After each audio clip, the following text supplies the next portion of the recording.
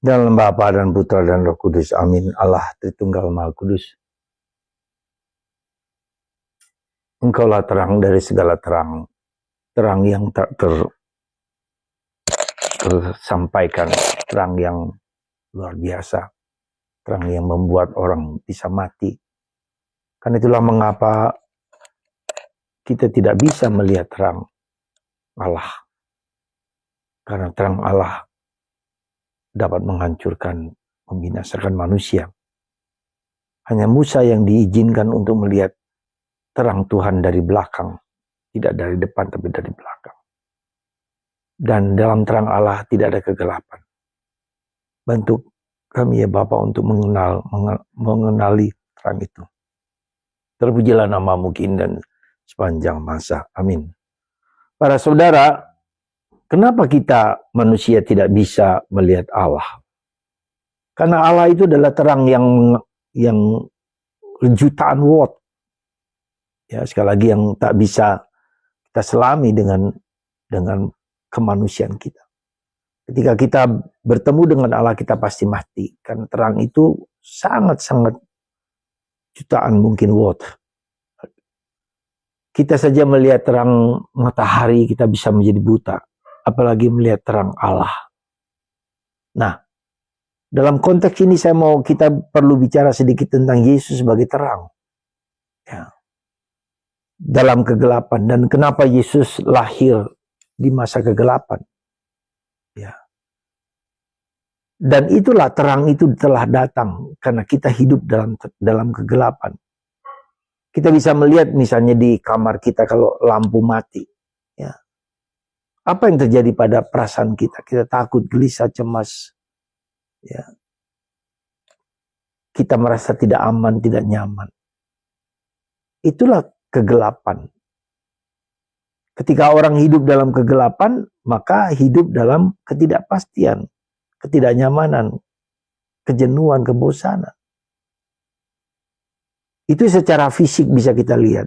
Nah, secara rohani, secara lebih dalam lagi, secara mental, itu adalah keutamaan-keutamaan. Apakah kita memiliki keutamaan dalam hidup kita? Ya, keutamaan apa? Ya, keutamaan terang, sabar, murah hati, lemah lembut. Itulah terang juga yang berupa keutamaan-keutamaan dalam hidup. Kesabaran, kemurahan hati. Lalu lebih dalam, lebih tinggi daripada itu, iman, harapan, dan kasih. Itu lebih dalam lagi. Jadi kita lihat secara fisik kita itu, ya, kalau tidak ada gelap, kalau ada gelap maka kita akan merasa tidak nyaman. Lebih dalam lagi dari itu secara mental, yaitu kita mengalami keutamaan-keutamaan. Ini ada terang dalam hidup kita, ada jalan, ya, ada penyelesaian, ada solusi.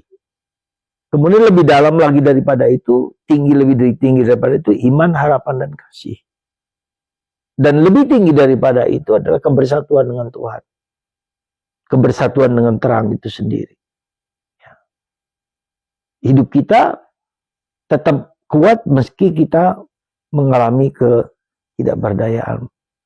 Misalnya sakit atau penderitaan. Jadi kita bisa melihat gradasi hidup dalam terang. Semakin kita bersatu dengan Tuhan, semakin kuat kita menghadapi kehidupan yang tidak mudah ini. Semakin kita jauh dari Tuhan, semakin kita berada dalam kegelapan. Ya. Maka itu ketika dalam kitab Wahyu mengatakan ketika kita dalam terang Allah yang ribuan watt itu, jutaan watt itu, tidak ada gelap sama sekali. Di dalam Allah tidak ada gelap. Bahkan tidak ada bayang-bayang sekalipun.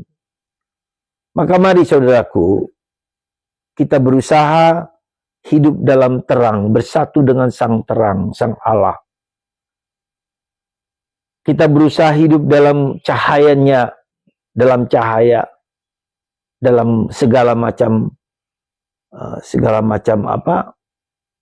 kebaikan-kebaikan, segala macam keutamaan-keutamaan, segala macam. Jadi ada gradasi. Jadi terang fisik seperti kita di tempat ini, kemudian terang mental, itu kehidupan keutamaan, dan terang iman, harapan, dan kasih, dan lebih tinggi lagi terang kebersatuan mistik dengan Allah.